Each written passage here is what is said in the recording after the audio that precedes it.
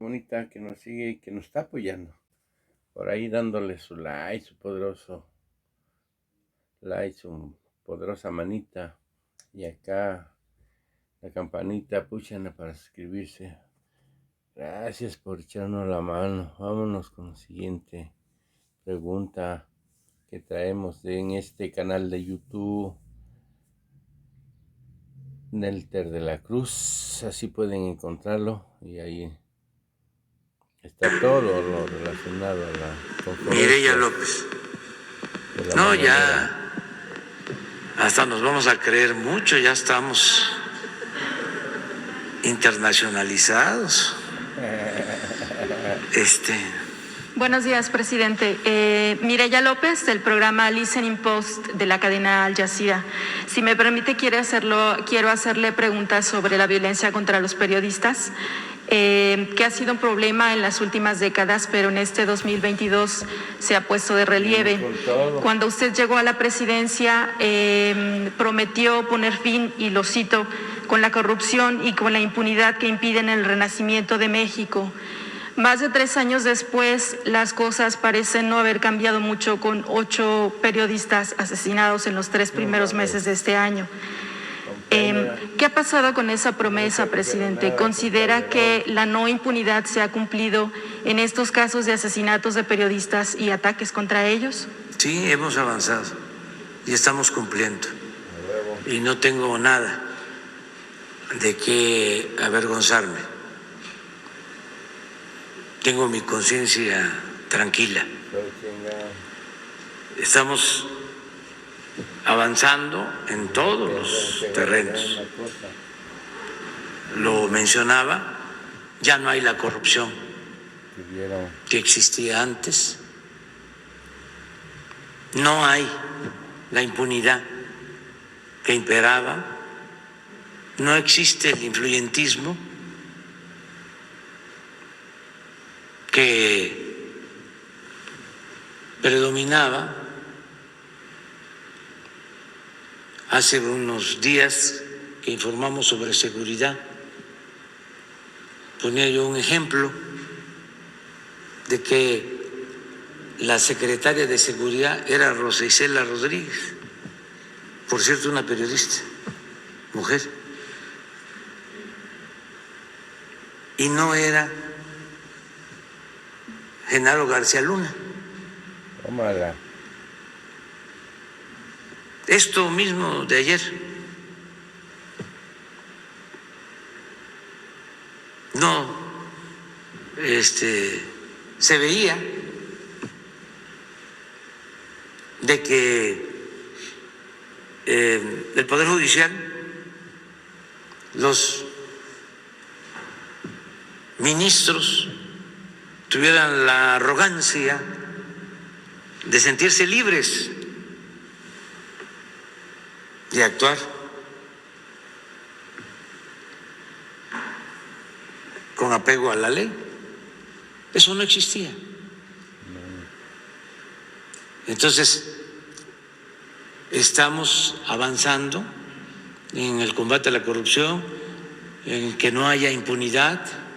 Lamentamos mucho lo de los asesinatos de los compañeros, de las compañeras periodistas, y estamos investigando de todos los casos. Hay abiertos expedientes de investigación y en la mayoría de los casos ya hay detenidos.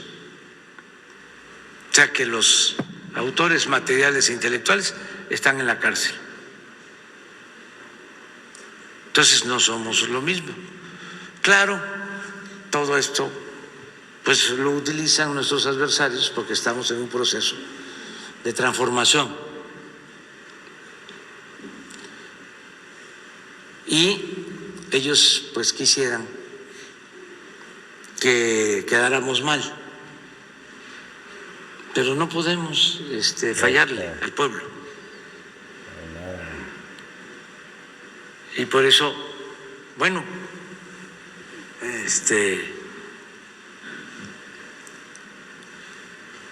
utilizaron hasta el Parlamento Europeo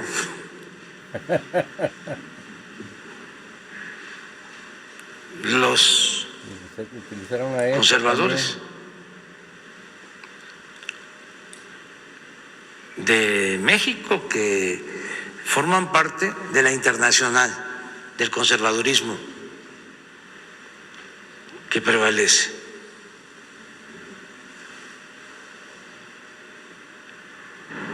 Y por eso, pues, muchos se dejan llevar por la campaña de desprestigio en contra nuestra, porque sí hay una campaña en contra de lo que representamos. Como ella. Y no solo en México,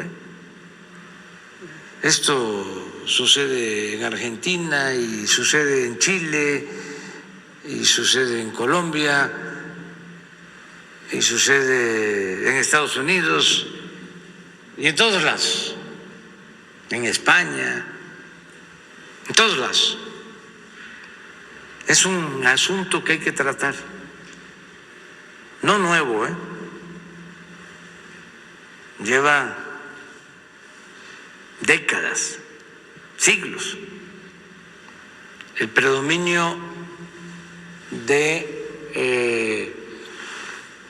una prensa o medios de información al servicio de minorías.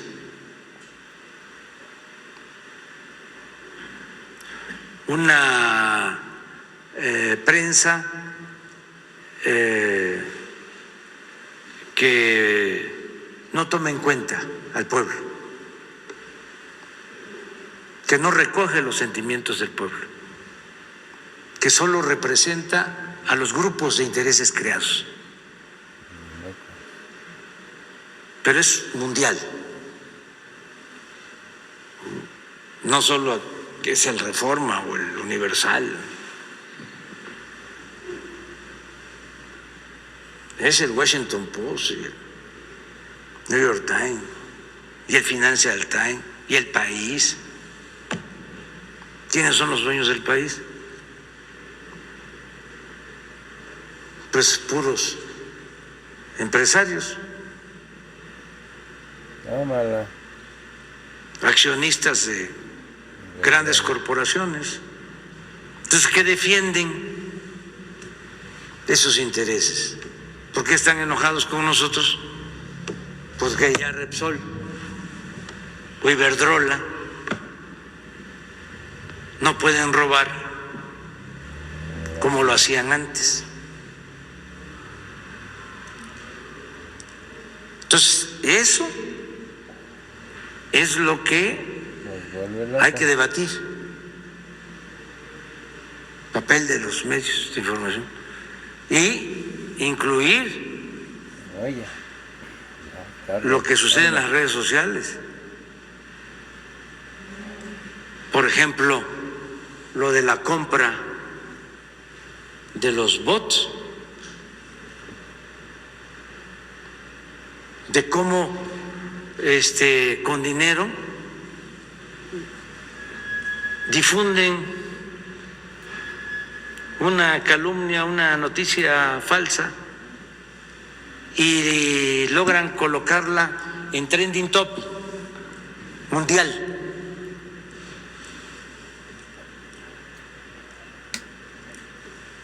Y esas plataformas que saben, desde luego,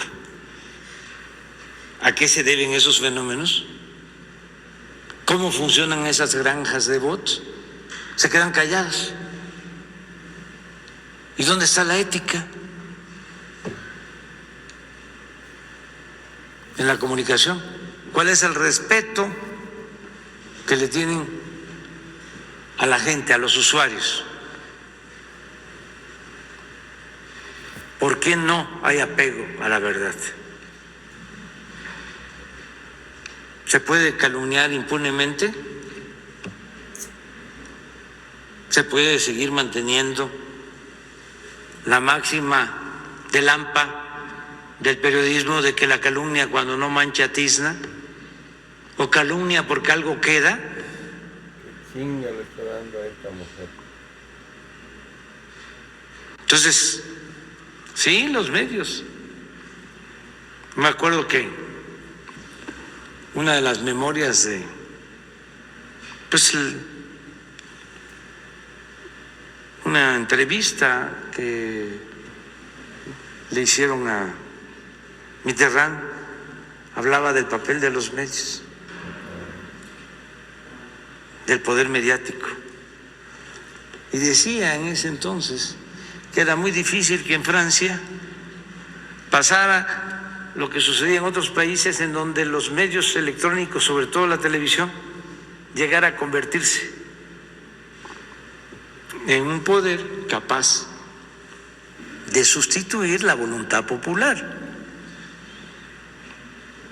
Falleció Mitterrand, gran presidente,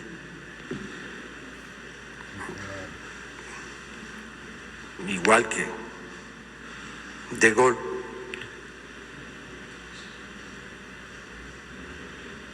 Y en Francia y en otros países, pues llegó la televisión y llegaron los medios electrónicos y se avanzó más en la desinformación. Entonces, es tu pregunta sobre estos lamentables hechos que estamos atendiendo, pero te contesto de que no hay impunidad y que estamos trabajando todos los días para proteger a los ciudadanos. Heredamos una situación muy complicada. Eso no es que no. Porque había una asociación delictuosa,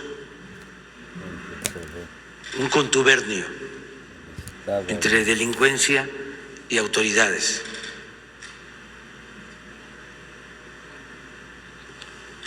No sé si han visto ustedes reportajes o alguna serie de Netflix sobre García Luna y Calderón. No hay, ¿verdad? ¿Sí hay? Pues es eso lo que heredamos. Entonces lleva tiempo. El mafioso de Calderón. Ir cambiando nos ha costado, sobre todo, enfrentar el problema de los homicidios. Avanzamos en robo de vehículo, avanzamos en evitar secuestros, en robo en general, pero iba creciendo cada vez más el homicidio, muy vinculado con las bandas de la delincuencia organizada, y ya logramos detener ese crecimiento y hay, aunque sea todavía incipiente, muy poca, una tendencia a la baja. ¿Y cómo le estamos haciendo? Pues nos está funcionando lo que no les gusta a los conservadores, a la derecha, a los fachos. No les gusta que yo diga abrazos, no balazos. ¿Y qué significa esto? Pues significa atender las causas, combatir la pobreza, la desigualdad, atender a los jóvenes. Pues como eso es lo que empezamos a hacer desde el principio, y eso lleva tiempo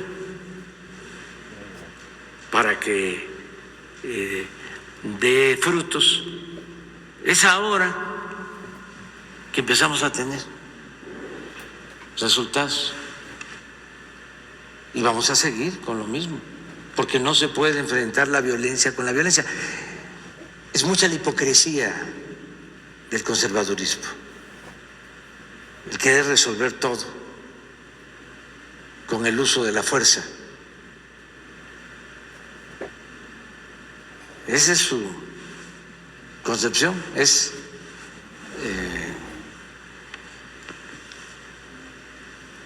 mano dura,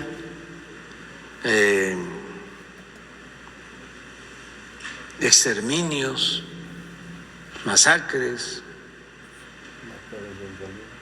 Estado represor, mátalos en caliente, y eso ya no se aplica en México. Tampoco se permite que entren armas de Estados Unidos.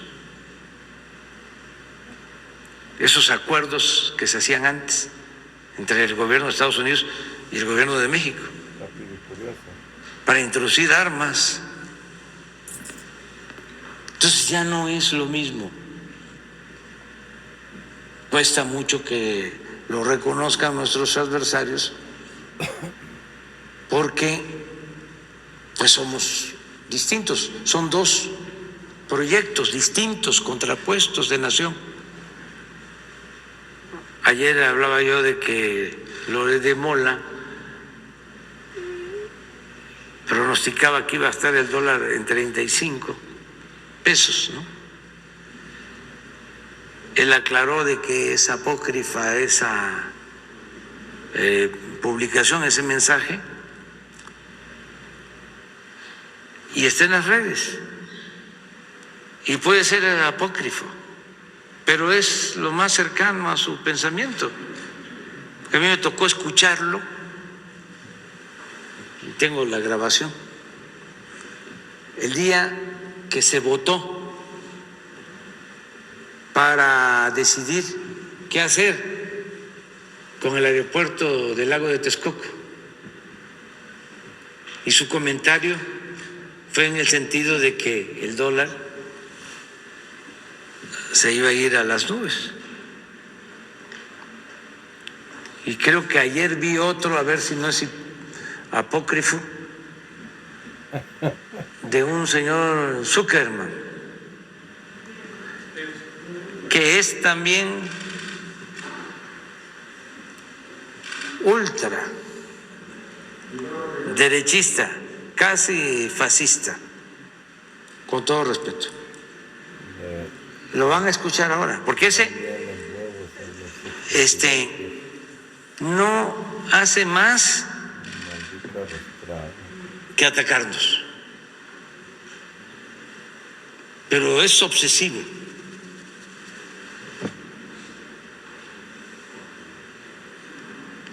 A ver si no está. Está en todo en contra, pero sobre el dólar, que está incluso, parece que en una entrevista, o está entrevistando al director del Economista, de un periódico especializado en finanzas y en economía. Es de antes de que tomáramos posición, pero también un pronóstico así. Ya ven cómo decían de que iba a ser México como Venezuela, con todo mi respeto al pueblo de Venezuela, a todos los venezolanos, porque también eso es una falta de consideración a los pueblos, ¿no? El estigmatizarlos. Cierto. Cuando había la violencia del narcotráfico en Colombia y se hablaba con un colombiano, se le veía así, con malos ojos, ¿no? Son pueblos buenos. Bueno, la campaña contra de Venezuela, ¿qué acaba de suceder ahora? Bueno, pues me da gusto, ya se arreglaron,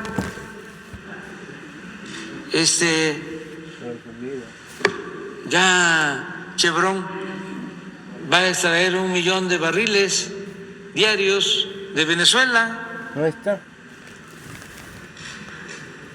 ¿Y dónde quedó el pleito? Pero qué bien que se acaben los conflictos. Entonces, aquí la apuesta era de que nos iba a llevar el tren. Y no nos ha llevado. Ni siquiera nos ha arrastrado nada. Pero en la pandemia, la economía, la seguridad. Ahora que estamos inaugurando obras contra las obras, salen los pseudoambientalistas, además con mucho dinero de por medio, estas campañas financiadas. Dice un actor, es que yo no recibo sobres amarillos. No, no, son transferencias electrónicas. Ya eso del sobre amarillo ya pasó de moda. Saben que cuando eran los sobres amarillos había un periodista famoso de la época del chayote, porque ahora ya está más sofisticado. Ahora ya se convierten hasta en empresarios inmobiliarios. Pero antes, en las campañas, cuando dominaba un partido, ya los llevaban en camiones a los periodistas, ya después eran aviones, y a Nueva York y a París, pero en aquellos tiempos eran camiones en las giras, y había uno que era muy famoso como periodista, pero dormilón, y se subía al camión y a roncar. Pero pasaban con la bandeja de los sobres, iban entregando, y estaba dormido, pero hacía así, y le ponían el sobre y hacía así, faltan 100. Eso se llamaba piquete de ojo, o sea, le sacaban al sobre los que repartían. Entonces, pues ya eso del sobre ya es historia, ya es otra cosa. ¿No lo encuentran? No. Bueno, ya lo de, si no para mañana, porque sí es interesante. Es un diálogo, es eso. Sí, es que él dice va a llegar a 27 pesos el dólar, dice Zuckerman, y está con el economista que también dice que nos va a ir muy mal, el director. Pero bueno, no sé si tengas otra pregunta. Sí, tengo una segunda pregunta. Compromiso no